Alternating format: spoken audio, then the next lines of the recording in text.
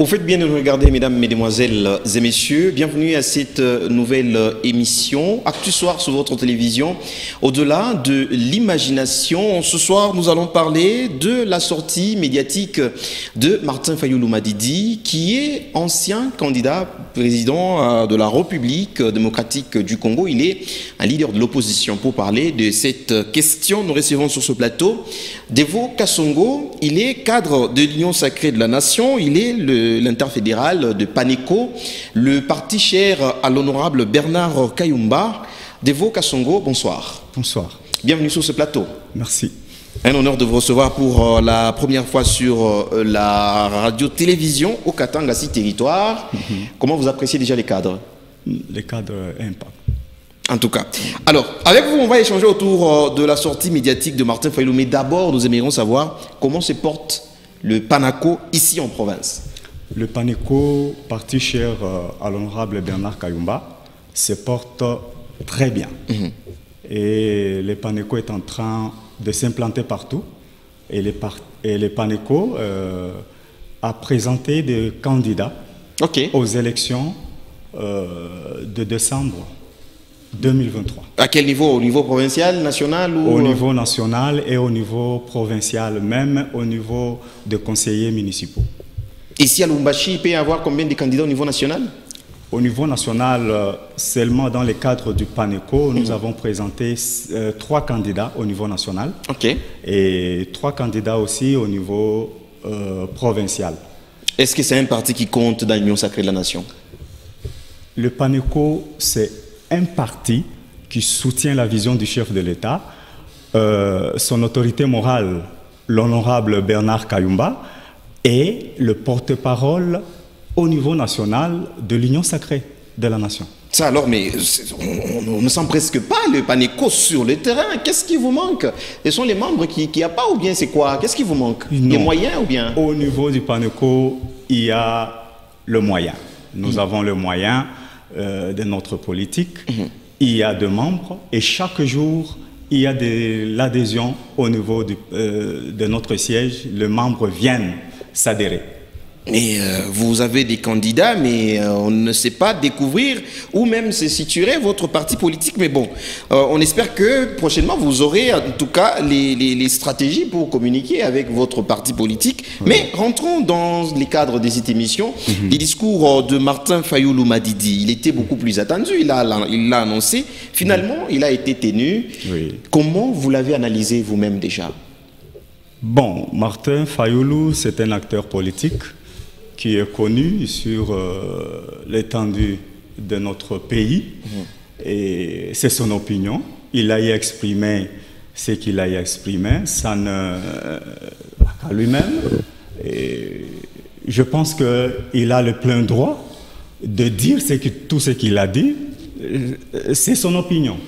Alors, c'est son opinion, mais il propose, parce que la République démocratique du Congo est en train de vouloir, mais le président de la République l'a dit d'ailleurs dernièrement à la tribune des Nations Unies, que la MONUSCO devrait se retirer. Anticipativement, c'était prévu en 2024, mais on voudrait que ce soit en 2023, décembre déjà, que la MONUSCO commence à se retirer progressif. Mais Martin Fayulu propose qu'il y ait changement de mission, que ce ne soit plus la MONUSCO, mais que les Nations Unies trouvent une autre mission pour revenir remplacer la MONUSCO. Comment vous trouvez cette proposition? La proposition de Martin Fayulu, pour ce qui me concerne, va à l'encontre de la volonté de la population.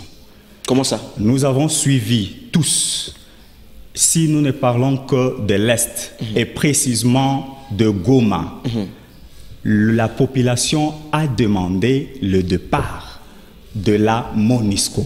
La population n'a rien demandé d'autre, rien que le départ. La population n'a pas demandé la substitution de la MONUSCO par une autre mission des Nations Unies. Et cette formule que veut proposer Martin Fayulu, je ne sais pas, c'est sa politique, je ne sais pas à quoi ça rime. Mais est-ce que un leader politique ne devrait pas proposer quelque chose qui soit salutaire pour son peuple, comme le fait Martin Fayulu? Parce que le peuple, les Gomatraciens, ils ne peuvent pas savoir peut-être les conséquences de du départ de la MONUSCO, ce sont lesquelles.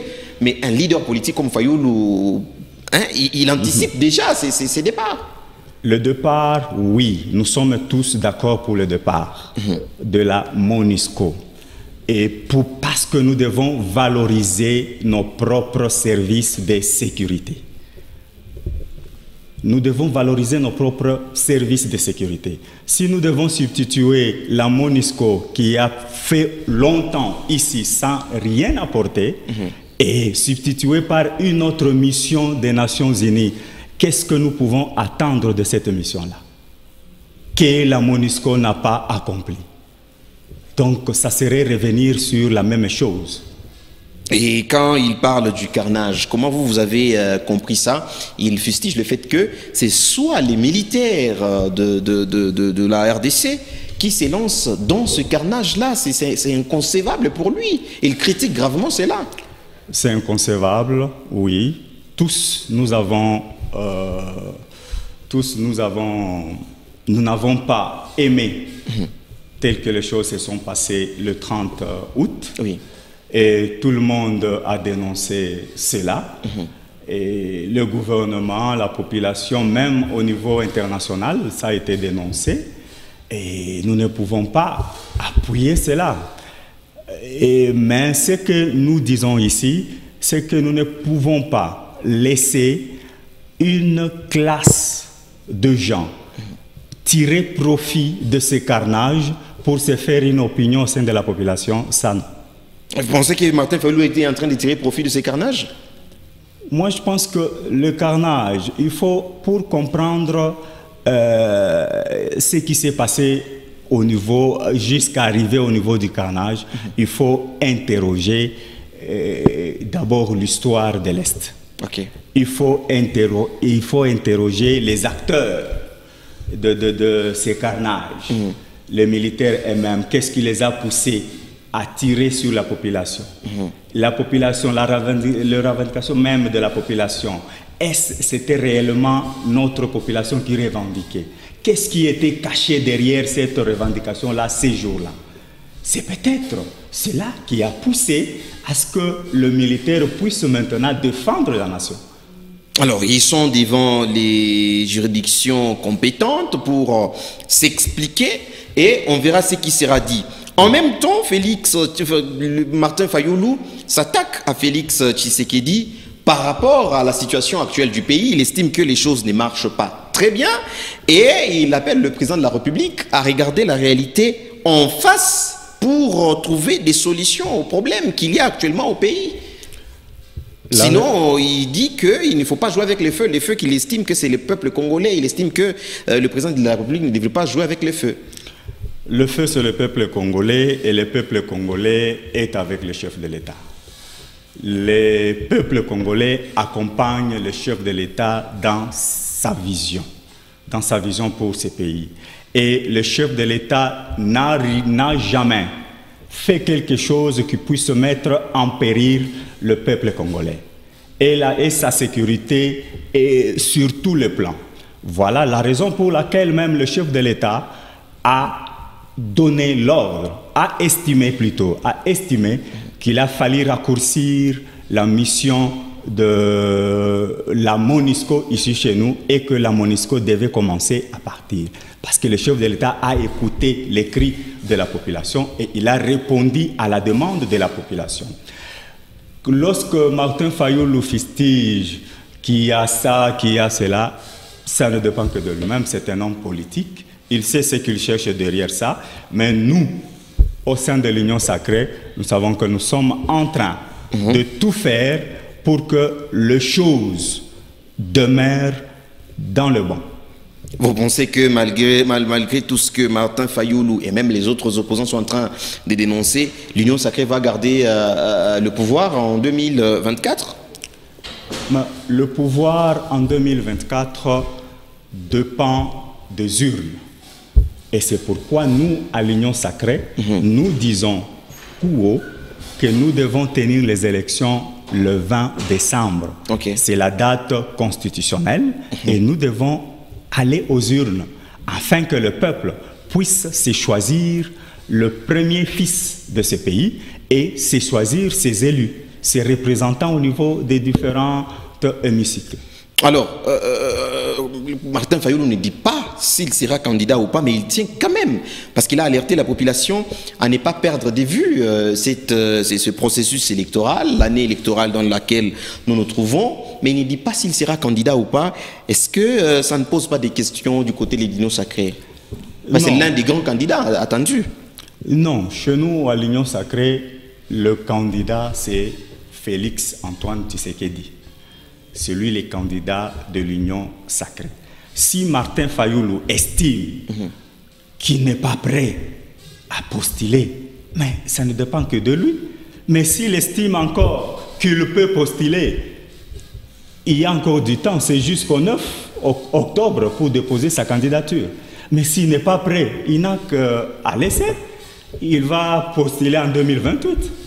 Alors, les revendications qu'ont formulées les confessions religieuses, notamment l'Église catholique, l'Église du Christ au Congo, sur le processus électoral, il fallait qu'on puisse revoir les fichiers électoraux, il fallait recomposer la Cour constitutionnelle et bien d'autres choses. Martin Fayulu s'appuie là-dessus. Et il pense que c'est une force qu'il ne faut pas laisser passer comme ça. Il faut que tout le monde regarde sur ça et voit comment on peut rendre ces élections crédibles. Moi, je pense que les questions soulevées par les chefs de confession religieuse, entre autres, ils ont relevé deux faits. Ils estiment pour eux qu'on doit revoir les fichiers électoraux par l'audit du fichier, une audit externe du fichier. Et aussi, je pense, ils ont demandé quoi encore? La recomposition de l'équipe de la CENI. La recomposition de l'équipe de la CENI. Mais ça, ce sont des questions révolues. Là, comment ça c'est révolu? C'est révolu. Les fichiers électoraux, on a demandé qu'on puisse revisiter les fichiers, ça a été fait. Est-ce que nous ne pouvons pas avancer? Nous devons avancer dans ce pays. Mais on estime que c'est flou. Le fichier a été revisité.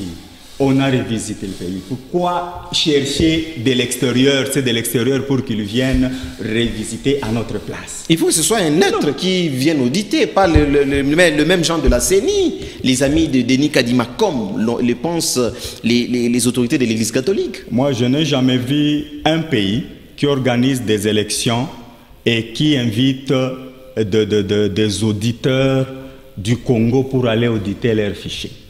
Ça au moins, à moins que vous allez m'informer ici sur place. Mais moi, je n'ai jamais vu ça. Et pourquoi on le ferait, nous, ici au Congo? Alors, pourquoi ne pas le faire s'il n'y a pas à craindre là derrière? Parce qu'on pense que quand on refuse qu'on puisse réauditer les fichiers électoraux, c'est parce qu'il y a quelque chose de flou. Mais s'il n'y avait pas quelque chose de flou, on allait laisser comme ça. Regardez, il n'y a pas quelque chose à craindre. Là, ce sont tout simplement des stratégies pour nous retarder. Parce que moi, je sais que la plupart des opposants, la plupart des politiciens croyaient à un glissement. Ils ne pensaient pas que le régime actuel allait organiser les élections à la date constitutionnelle. Et maintenant, ils sont en train de tout faire pour arriver à cela. Ils ne sont pas prêts à aller aux élections. Ils ne sont pas prêts à aller aux élections. Qu'ils laissent ceux-là qui sont prêts à aller aux élections respecter au moins la date constitutionnelle. Mais en même temps, vous n'avez pas peur que certaines têtes qui acceptent d'aller aux élections, malgré la forme de la CENI actuelle, malgré les contraintes, elles acceptent en tout cas d'aller aux élections, notamment Moïse Katumbi, Matata Pogno, probablement Denis Mukwege. Est-ce que ça ne vous fait pas trembler un peu du côté de l'Union sacrée, en entendant parler de ces têtes? Trembler en quel sens? En entendant parler... Parce que ce sont des personnalités qui sont en tout cas populaires, oui. L'Union sacrée, c'est une machine bien organisée. Et l'Union sacrée a un candidat. Et le candidat, c'est Félix Antoine Tshisekedi. Et vous espérez qu'il sera réélu vraiment, vu son bilan? Le bilan est largement positif. Le bilan de l'Union sacrée et le bilan de Félix Antoine Tshisekedi est largement positif. Et avec ce bilan, lorsque nous le présentons au peuple, le peuple applaudit et le peuple ne jure qu'à nous donner un second mandat. Alors, vous-même, vous serez candidat aussi ou pas, on ne sait pas, dans votre parti politique? Je suis candidat à la députation nationale, circonscription ville de Lubumbashi. Est-ce que vous allez respecter les temps de battre campagne ou vous allez aller contre les temps prévus par la CENI pour battre campagne pour votre élection? Non. Parce que la plupart, on voit qu'eux sont en train de contourner les temps de la CENI. Non, il faut distinguer entre l'étape de la création de base et l'étape de la campagne. Ok. L'étape de la campagne débute en novembre. Et précisément, je pense que c'est le 19 novembre que la campagne débute. Tout ce que vous voyez maintenant là, que ce soit ceux de l'opposition, que ce soit ceux de l'Union sacrée qui sont sur le terrain, ils sont en train d'implanter des bases. Et si vous me trouvez, moi, demain, en train d'implanter une base, ne confondez pas ça avec la campagne. Vous n'allez pas demander aux gens que vous êtes les candidats auxquels il faut qu'on puisse donner des voix et tout et tout? Mais le candidat doit se faire connaître. Un candidat doit se faire connaître dans ses bases. La base doit connaître que camarade Devo Kassongo est candidat à tel niveau. Mais à la période de campagne, là maintenant nous allons battre campagne avec un numéro qui sera distribué, un numéro de vote. Mais jusque-là, nous sensibilisons sans numéro de vote. Merci à vous, messieurs Devo Kassongo, cadre de l'Union sacrée de la Nation, dans le parti politique PANECO. Oui. Merci d'avoir répondu à nos questions. Merci. C'est moi qui vous remercie. Merci à vous aussi, mesdames et messieurs, de nous avoir suivis. Par ici prend fin ce numéro d'Actu sur votre télévision. Au-delà de l'imagination, on se retrouve très très prochainement. D'ici là, portez-vous bien, mais tout de suite, le journal.